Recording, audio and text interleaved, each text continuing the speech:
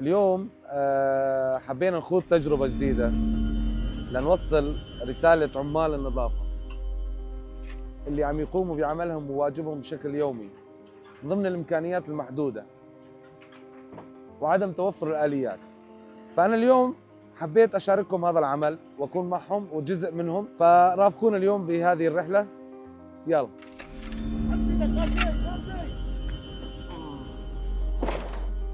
يعطيكم العافية.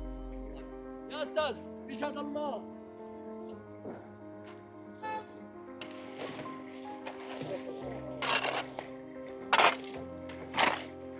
اربع عمال شايلين التجمع كله يوميا، اقل شيء عم يشيل 12 طن قمامه بهالاربع عمال. احيانا نخلص من شيل القمامه على الصرف الصحي، تنظيف مطريات، يعني ما في شيء. شوفي بيجي قدامنا. أنا حابب اليوم أبين شيء من معاناة العمال. أحد المواطنين إما بسيارة جاي أو ماشي راجلا جاي وزاد كيس زبالة، قديش يبعد عن الحاوية؟ شرف. ما فيك تقول له هيك، يعني ما في داعي تيجي تزتها على الأرض. هاي الحاوية موجودة. يا ريت يا ريت أنا أحب أوصل رسالة وكل شغلة، يعني كل هدفنا اليوم إحنا نوصل رسائل للمواطنين، لأهلنا بسبينا، إنه التزموا بالحاويات. يا ريت يتم رمي القمامة بس بالحاويات. العالم اللي هي تبع العالم انه عم بزت وهي ماشيه، يعني بيكون واحد بالسياره ما بتشوف الا زت هون زت هون زت هون.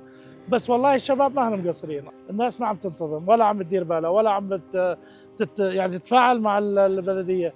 والتبعين البلديه الشباب والله الله يعطينا الف عافيه، والله كل يوم عم بيجوا وينظفوا ويعزلوا ويكنسوا.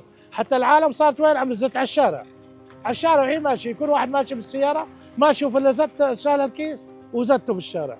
يعني ما عم يزت انه مثلا على الحاويه او ارما يجوا الشباب، او ارما يجوا الشباب عم بياخذوا القمامه وهاي، عرفت علي كيف على السيارات.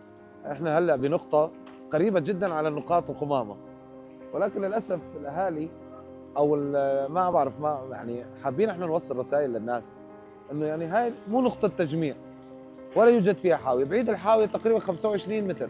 يا ريت بس الناس شايف على مفرق يعني حارة كابين القمامة هون، ما في التزام.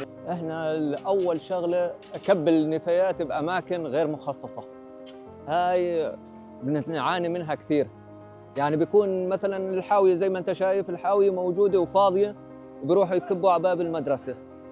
يعني هاي معاناه كبيره كبيره للعمال وللاهالي ولطلاب المدرسه حصرا. يعني هذا ابني وابنك وابن جارك واخوك، هم اللي قاعدين يدرسوا بالمدرسه. لما تحط قدام المدرسه شو معناته؟ الامراض هاي اللي بتجيهم. بعدين احنا عندنا 3 نقاط اساسيه نقص عندنا بالبلديه، اللي هي الايدي العامله، اليات النظافه. بدنا اليات عمال نظافه. بدنا بوك، يعني بوك بريح كثير للعمال. يعني بدل ما يشيلوا بالخيشه والكريك، البوك على طول. زي المقر هذا ما في حاويه هناك لانه بكبوا بدون حاويه. بالبوك بتجمع وبنشال على السياره او على التراكتور. عندنا اليتين، التراك جرار بفوت على الحارات، والسياره الضاغطه بتلم التجمع. عندنا 27 نقطه تجمع نظافه، غير عن المتفرقات اللي بالشوارع.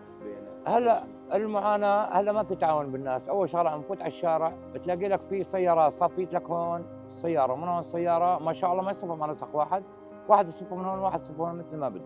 تمام. ثاني شغله الاهالي الله يسامحهم عم تفوت بالحاره بدل ما تحط لك الكيس الزباله قدام الباب عم ترميه من فوق، عم يجي على العامل.